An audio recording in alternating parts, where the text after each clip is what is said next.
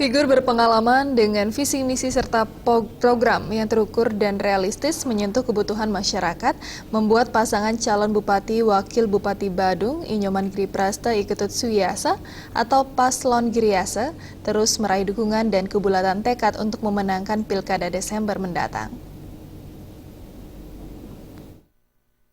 Hal tersebut terungkap saat pasangan calon Bupati Wakil Bupati Badung yang diusung PDI Perjuangan, Golkar, Nasdem, dan Hanura ini menghadiri simakrama undangan masyarakat 3 Banjar di Desa Adat Kapal. Banjar tersebut yakni Banjar Pekenlodan, Pekenbaleran, dan Ganggesari. Simakrama paket Giriase diawali di Banjar Pekenlodan. Kehadiran calon Bupati Badung Nyoman Gireprasta yang didampingi calon Wakil Bupati Iketut Suyasa disambut antusias ratusan krama dan relawan Giriase Desa Kapal.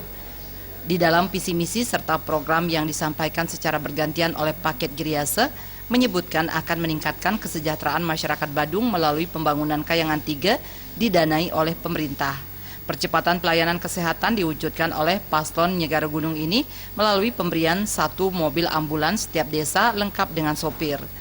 Di bidang pendidikan, paket Giriase mencanangkan pendidikan gratis hingga tingkat diploma dalam upaya mencetak tunas bangsa berkualitas sebagai generasi penerus.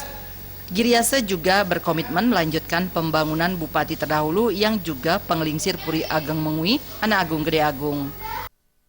Sudah barang tentu kami harus melanjutkan program pemerintah yang telah dilakukan oleh Bapak Anak Agung Gede Agung. Itu yang dimaksud dengan ada program jangka pendek 1 tahun, program jangka menengah 5 tahun. Ini kan program jangka panjang yang beliau sampaikan itu kan belum terrealisasi, yang durasinya adalah 25 tahun. Itulah pasangan Giriase untuk meneruskan daripada apa yang menjadi program jangka panjang Kabupaten Badung ke depan. Mendengar paparan tersebut, klien dinas Banjar Pekenlodan Gusti Ngurah Julian didampingi klien adat Putu Widenyane mewakili 104 kepala keluarga menyatakan komitmen kesiapan memenangkan paket Giriase pada Pilkada Desember mendatang.